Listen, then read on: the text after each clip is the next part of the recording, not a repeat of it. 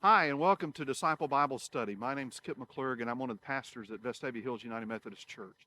This is our new attempt to help small groups learn digitally and to learn virtually. This video has been designed for use with Zoom or WebEx, but we also encourage you to know that Disciple Bible has a long history in Methodism, and the study guide, leader's guide, and DVDs that are put out by Cokesbury are also excellent resources. What we're using really is a supplement to this, but if the real learning is from the reading of Scripture and from the ideas that come from the study guide. And so we encourage you to get a copy of those and use those. Those are used on a daily basis as a part of Disciple.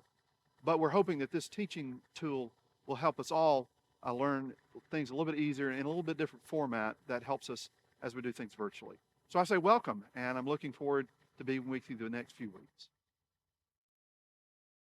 Well, welcome to this session of Disciple Bible. We're continuing through Exodus and Genesis and Exodus, and today we're looking at lesson number 11 on compassion. It really looks at taking what we learned in session 10, the Ten Commandments, and applying it to a whole system of justice, a whole system of how do you live together as a people. And so to understand that broader perspective, we have to see where the children of Israel sat in amongst a number of other nations and amongst other tribes of people who are around them. And so when you go back and study history, you kind of have to start really in Mesopotamian Sumerians in 3000 BC or so, where you start seeing law, codified law, begin to develop, where it's not just a family kind of thing, but you start seeing a code that is bigger. And the most famous one was the Code of Hammurabi that was in 800 BC. Sometimes that's called the law of tit for tat. Jesus quotes it.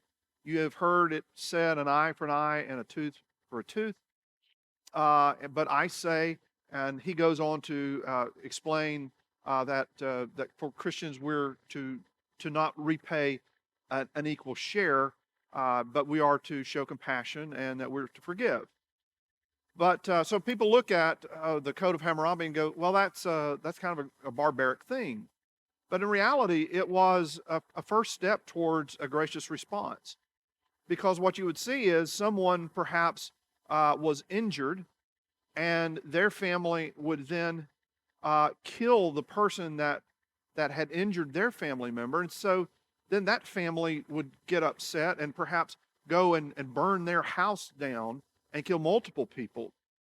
And so how do you keep that sort of retribution from escalating?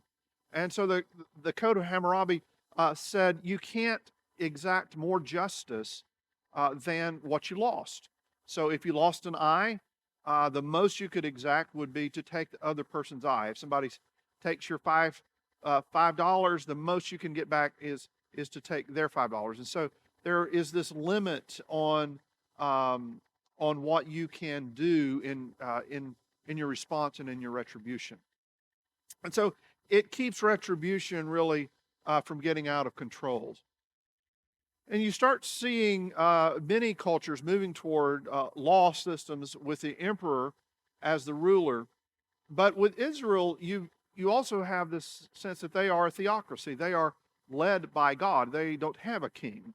And so you're seeing the Deuteronomic law, the Levitical law, as a means of helping them to know how to relate to each other, not as an emperor rules over them, but as God rules over them. And so in Deuteronomy 1, you see expectations that there be fair laws and fair judges, fair witnesses, and equal justice for all. And so if you can only imagine if you have a system of justice that doesn't have these, then you really begin to have a very destructive community. Now in the New Testament, people who became followers of Christ were not required. The Jewish people continued to follow the law, but people who were not Jewish in history but became Christ followers were not required to follow law. It became kind of an issue, really, in the early part of the church. And there's a lot of questions of how much of the Old Testament law is relevant to Christians today. We look at some of those laws and we go, well, those don't seem to be terribly relevant. Nobody kind of does that. And it's tempting to say, well, the Old Testament really doesn't speak to us.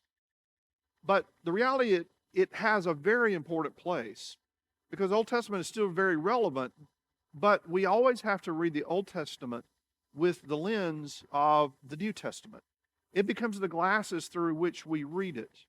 And the big difference happens, verse out of Romans catches it, says, love does no wrong to a neighbor, therefore love is fulfilling the law. Jesus tells us that the ultimate end of the law is that we love. And so if we get that, if we understand that our primary response is always to be a response of love to people, then in reality we will follow the law, not because we're good at law following, but simply because we love people. And so when we look back at the Old Testament, we have to read those laws as an attempt to define what love would look like in that situation.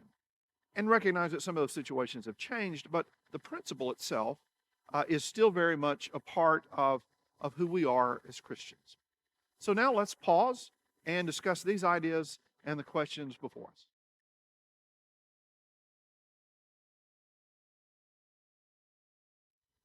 So one of the places that when you're applying law to community that really reflects the most of the depth of a community is how do you treat persons who are poor? How do you make sure that persons who don't have power are treated fairly and equitably?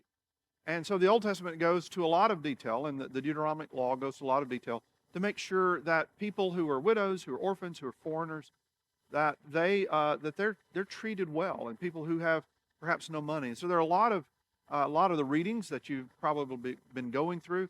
You've noticed a lot of details on what you can and can't do to enact the law of love to people who are impoverished or in difficult places in life.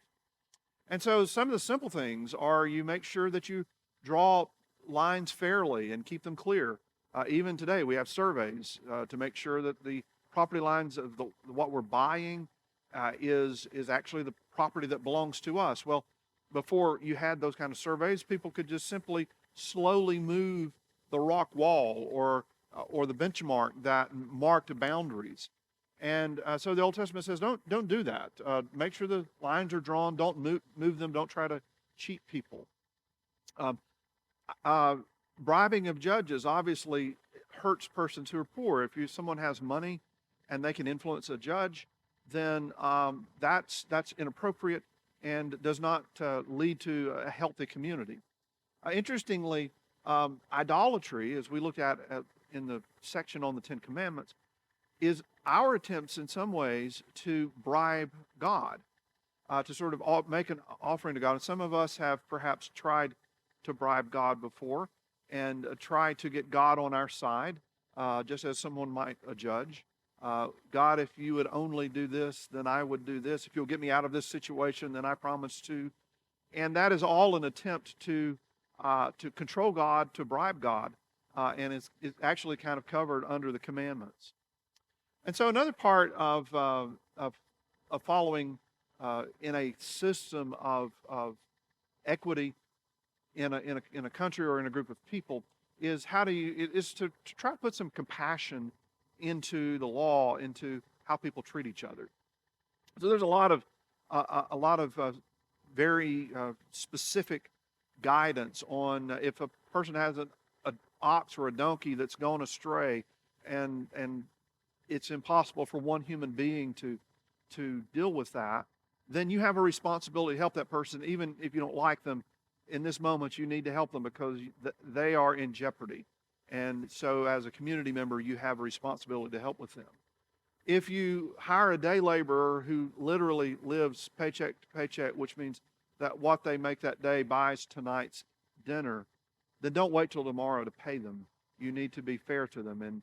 And we would apply that in our world and say, if you've hired someone make sure that you pay them in a timely basis. And our law is set with similar sort of penalties. If you don't pay someone what they're owed, then that's an illegal act. And so Deuteronomy was going with that. I love the one that talks about not using the millstone as collateral. Uh, you think about it, the millstone is the piece of equipment that allows them to continue to eat, to continue to exist. So when you take away the basis of existence as collateral, then you're putting this family in jeopardy in a way that they may not be able to get out of. And so the Old Testament said you can't do that. You can't take the most important and most bare necessities from someone as collateral for a loan. The Old Testament has this concept of the year of Jubilee. It's tied to the Sabbath, so that every 7 years you were to forgive loans. Now, I like that plan myself, if it could work out that way. There's some debate how much the year of Jubilee actually happened, and particularly every 50 years, the Jubilee was supposed to apply to land itself. And most scholars believe that never actually happened. So that part of the law didn't quite get enacted as it should have been. But the idea was, don't put people in such a place that they can never dig themselves out. We see in our culture, we have something called bankruptcy for people who find themselves in a hole that they can't get out of. And rather than just simply letting them die in the hole, our law has a way to help them kind of break free from that. And so the year of Jubilee was, the idea of it was to put people back on an equal footing, so that just because something bad happened to them doesn't mean that it's a permanent and sort of life-ending situation. There was also compassion for foreigners and people who were displaced in families, the homeless, the landless, and the mentally ill. And I think we are reminded from this that as a culture, as a church, as a country, as cities, that we have phenomenal responsibilities for these people. These are people who don't have power. They're the picture of powerlessness. And how we treat them is really a reflection of our sense of faith and our willingness to follow God. And I think it's one place that we, as Christians, are called upon to affect government and affect laws, so that people who are poor and who don't have power are taken care of. Another interesting piece of that was, it said, if you go to war, don't destroy the trees.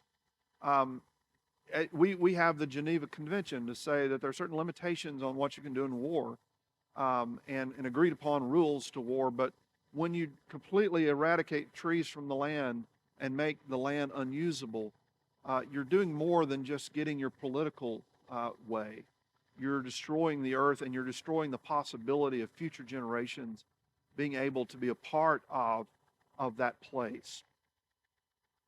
So there's also in the law a need for a safety net. The family was, for Israel, the safety net for people.